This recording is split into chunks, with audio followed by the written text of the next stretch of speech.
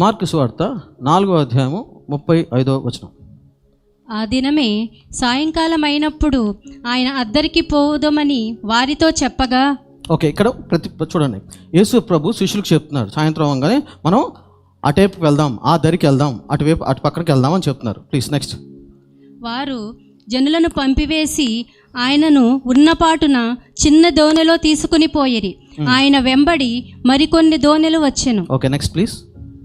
అప్పుడు పెద్ద తుఫాను రేగి ఆయన ఉన్న దోణి మీద అలలు కొట్టినందున దోణి నిండిపోయెను. ఆయన దోణి అమరమున తలగడ మీద తలవాల్చుకొని నిద్రించుచుండెను. సో యేసు ప్రభు వారు ఓడలో వెళ్తున్నారు, వర్షం వస్తుంది, లేకపోతే తుఫాన్లు ఉన్నాయి, కానీ ఆయన మట్టుకి నిద్రపోతున్నారు యేసు ప్రభు. అది శిష్యులు మెలుకుని ఉన్నారు, యేసు ప్రభు నిద్రపోతున్నారు. అది సందర్భం. నెక్స్ట్. వారు ఆయనను లేపి, బోధకుడా, మేము నశించిపోవచ్చున్నాము, నీకు చింత లేదా అని ఆయనతో అనిరి. Okay, next. అందుకు ఆయన లేచి గాలిని గద్దించి నిశ్శబ్దమై ఊరకుండుమని సముద్రముతో చెప్పగా గాలి అణిగి మిక్కిలి నిమ్మళమాయను. సరే, ఫస్ట్ ఏంటంటే యేసు ప్రభు వారు దోణిలో ఉన్నారు, వర్షం వస్తుంది, తుఫాను వస్తుంది, ఆయన చక్కగా నిద్రపోతున్నారు. దీని నుంచి ఏం నేర్చుకోవచ్చు అంటే చుట్టూ సమస్యలు ఉన్నా సరే మనశ్శాంతిగా ఉండొచ్చు అనమాట. మరి అక్కడ అదే నేను నేర్చుకునేది. మనం ఆ స్థాయికి మనం వెళ్ళామో లేదో తర్వాత సంగతి, అలా ఉన్నామో లేదో తర్వాత సంగతి, కానీ ఇది జరుగుద్ది. యేసు ప్రభు నుంచి దీన్ని నేర్చుకోవచ్చు. భయంకరమైన తుఫాన్, అసలు ఆ తుఫాన్లో ఎవరికైనా నిద్ర వస్తుందా? మీకు ఎప్పుడైనా వస్తుందా? రాదు. ఓరు గాలి, మళ్ళీ పాన్లే, ఇంట్లో అంటే నిద్ర అవుతుంది. ఎక్కడ? సముద్రంలో అవుతుంది. అసలు సముద్రంలో ఉన్నాం, చుట్టూ వచ్చి చీకటి, ఏం లేదు, మళ్ళీ పైగా తుఫాను, అసలు కునికి పడుతుందా? పట్టదు. మరి యేసు ప్రభుని ఏమనాలి? చక్కగా పడుకున్నాడు. అంటే దీని నుంచి ఏమనుకున్నా అంటే మన చుట్టూతో సమస్యలు ఉన్నా సరే లోపల మనశ్శాంతిగా సమాధానంగా ఉండొచ్చు అనమాట అని అర్థమైంది. ఒకటి. రెండోది, యేసు ప్రభు వస్తారు, వచ్చిన తర్వాత ప్లీజ్ నెక్స్ట్. వీళ్ళు మీకు చింత లేదా అంటారు.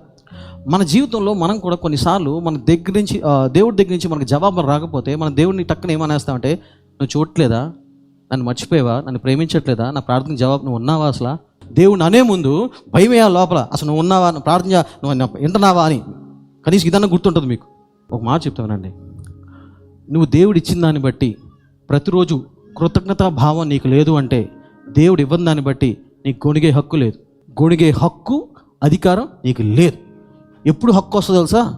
నువ్వు దేవుడు ఇచ్చిన దాన్ని బట్టి కృతజ్ఞత ఉండి ఎప్పుడు ఆనందం, స్తోత్రం, లేకపోతే ఆ భావం తెలియజేస్తూ ఉంటావు. ఇచ్చిన దాన్ని బట్టి ఎక్కువ శాతం ఇచ్చింది అప్పుడే తెలియజేస్తారు దేవుడికి, థ్యాంక్స్ ప్రభా, కోవటం అయిపోయింది, అక్కడ ముగింపు అయిపోద్ది. కానీ నేనేమంటానంటే ఎప్పుడైతే నీ హృదయం దేవుడికి చేసిన కార్యాలన్నీ బట్టి ఉబ్బుకుతూ ఉంటుంది అప్పుడు మాత్రమే నీకు హక్కు ఉంది దేవుడి మీద గొడవటానికి, సనగటానికి. అప్పుడు దాకా నీకు హక్కు లేదు అసలు. అయ్యా అయితే అప్పుడు హక్కు వస్తుంది. అప్పుడు కొనగొచ్చు అయ్యా, కొనగొచ్చు సడగొచ్చు దేవుడి మీద. కానీ నేను కుమార్ చెప్పిన నిజంగా ఆ వ్యక్తిత్వం ఉంటే కృతజ్ఞత భావం ఇది రాదు అసలు. నీకు రాదు అసలు, సొడుగు రాడు. ఇంత కృతజ్ఞత భావం ఉంటే ఆ దేవుడిని ఇంకేమన్నా మనం ఏం రాదు లోపల. అందుకనే వీళ్ళు ఎలా అయితే నీకు చింత లేదా అన్నారు. ఎవరి శిష్యులు అద్భుతాలు చూశారు, ఆశ్చర్యకారాలు చూశారు, ఇవన్నీ చూసిన వాళ్ళే, యేసుప్రభు చేసిన వాళ్ళే. తర్వాత ఆకలిగా ఉంటే దేవుడు యేసుప్రభు ఆకలి తీర్చినోడు, ఎన్ని చూసినవాడే. ఈయన అనే మాట కనీసం ఎలా అనాలి? ప్రభా లేకు మాకు సహాయం చేయి అనాలి, బాగుంటుంది. అలాగే నువ్వు కూడా ప్రభా సహాయం చేయి, అదేంటి మొరబెట్టచ్చు, అడగొచ్చు దేవుడికి, ప్రార్థన, విజ్ఞానం, ఓకే. కానీ చింత లేదా అనే మాట వీళ్ళు ఎందుకు అన్నారు? ఆలోచించి తప్పు ఇది. అన్ని చేసిన ఆయన ప్లస్ ఆయనే అన్నాడు ఏంటి, అద్దరికి వెళ్దామని. తర్వాత ఆయనే బోట్లో కూర్చున్నాడు, వదిలేలా నువ్వు వెళ్ళిపో, అద్దరికి వెళ్ళిపో అని.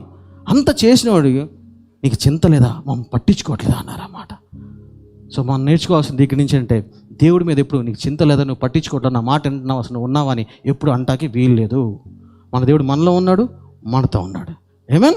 సో తర్వాత చూద్దాం ఇక్కడ ఏమైందంటే, అందుకు ఆయన లేచి గాలిని గద్దించి నిశ్శబ్దమే ఊరుకుండమని సముద్రముతో చెప్పగా గాలి అణిగి మిక్కిలి నిమ్మళమాయను. నెక్స్ట్ చదవండి ఒకసారి. నెక్స్ట్ 40వ వచనం. అప్పుడు ఆయన, మీరెందుకు భయపడుచున్నారు, మీరింకను నమ్మిక లేక ఉన్నారా అని వారితో చెప్పాను. ఈ 2 వచనాలు చూద్దాం ఈరోజు. చాలు. 39 పెట్టండి ఫస్ట్ చూద్దాం. అందుకు ఆయన లేచి గాలిని గద్దించినప్పుడు ఏమన్నాడు? నిశ్శబ్దంగా కామ్గా ఉండు. ఎవరితో మాట్లాడుతున్నాడు ఈ మాట? మనిషితో కాదు, గాలితో మాట్లాడుతున్నాడు. ఇప్పుడు తర్వాత వాళ్ళ మీద కోప్పడ్డాడు. ఎందుకు భయపడతారు అని అంటే యేసుప్రభు వాళ్ళ నుంచి ఏం ఆశిస్తున్నాడు? ఎందుకు కోప్పడ్డాడు అసలు? అంటే యేసుప్రభు చక్కగా నిద్రపోతున్నాడు. నిద్రపోతూనే ఏం ఆశిస్తున్నాడంటే అది వచ్చిందనుకోండి, తుఫాన్ ఏమైనా వచ్చిందనుకోండి, నేనేమి చేశాను విశ్వాసంతో, మీరు కూడా అలా చెయ్యాలి. అలా చేయలేక నన్ను పిలుస్తున్నారు, మీరు నన్ను లేపుతున్నారు. నేను అదే ఆశిస్తున్నాను మీ నుంచి. ఇంతవరకు నాతో తిప్పుకున్నాను, మీకు ట్రైనింగ్ ఇచ్చాను, ఇన్ని కార్యాలు చూశారు. అందుకు యేసుప్రభు కోపం వచ్చింది. వాళ్ళు చెయ్యాల్సింది చేయకుండా యేసుప్రభుని చేయమంటున్నారే, దానికి కోపం వచ్చి అన్నాడు కదా, ఇంకా మీరు మారరా, మీకు ఇంకా విశ్వాసం లేదా, ఎందుకు భయపడుతున్నారు అన్నాడు. అది యేసే అన్న మాట చూడండి. నిశ్శబ్దమై ఊరికే ఉండు అని, గాలి తుఫానులతో. సరే, ఇది అక్కడ పెట్టాడు అంటే ఆలోచిద్దాం ఒక్కసారి. ఇది బైబిల్లో రాసి పెట్టారంటే ఊరిని కథలాగా చదివి అప్పుడు బాగా జరిగింది ఆమెన్ అనుకోటాక, ఇలా నుంచి మనం నేర్చుకోవడానికి కథ నేర్చుకోవడానికి కాదు, వాళ్ళలాగా బతకటానికి, అంటే యేసయ్యలాగా ఉంటాకి బతకటానికి. ఇప్పుడు నేను ఒక మాట అంటాను, చాలామంది క్రైస్తవులలో కానీ ఎవరైనా సరే విశ్వాసులు, మనం పాస్టర్లాగా అంత వాక్యం ప్రార్థన మనకు అక్కర్లేదే, మనం ఉద్యోగం చేసుకున్నాం, మామూలుగా ఉందాం చాలా అనుకుంటూ ఉంటారు. నేను ఒక మాట చెప్తాను ఇక్కడ చూడండి. నీ జీవితంలో కొన్ని తుఫాన్లు వస్తాయి, నువ్వే గద్దించాలి. నీ జీవితంలో కొన్ని గొలియాతులు వస్తారు, నువ్వే ఓడించాలి. నీ పాస్టర్ కావద్దు, సంఘానికి కావద్దు. అందుకే నేను అంటాను, మామూలుగా ఉండి వెళ్ళిపోవద్దు. వాక్యాన్ని చేతపాటు ఇంటికి వెళ్ళి ప్రార్థన వాక్యం మీ జీవితంలో ఉండాలి, ఖచ్చితంగా ఉండాలి. పాస్టర్ ప్రార్థన చేస్తారు, కూటాలు జరుగుతాయి, కరెక్టే, అన్ని మంచియే. కానీ కొన్ని జీవితాలు లేకపోతే కొన్ని మన జీవితాల్లో కొన్ని గొలియాతులు నువ్వే ఎదిరించాలి, నువ్వే ఎదుర్కోవాలి. అటు సమస్యలు వస్తాయి. అలాగే నేనేమంటానంటే, నీ ఆత్మీయ స్థితి కనుక పెరగకపోతే, నీ ఆత్మీయ స్థితి కనుక రెట్టింపు అవ్వకపోతే నువ్వు కొన్ని గద్దించలేవు. పైకి గాలి వస్తుంది అంతే, ఏసునామంలో పో, ఏసునామం అపవాది పో, పైకి వస్తాయి కానీ లోపల రాదు. కొన్ని మీ ఇంటికి మీద కానీ, మీ జీవితం మీద కానీ, మీ పిల్లల మీద కానీ, మీ భర్త భార్య మీద కొన్ని దాళ్ళు పాస్టర్ కాదు అక్కడ. ఆ టైంలో నువ్వే పాస్టర్, నువ్వే ప్రవక్త, నువ్వే అపోస్తుడు ఎదిరించటానికి.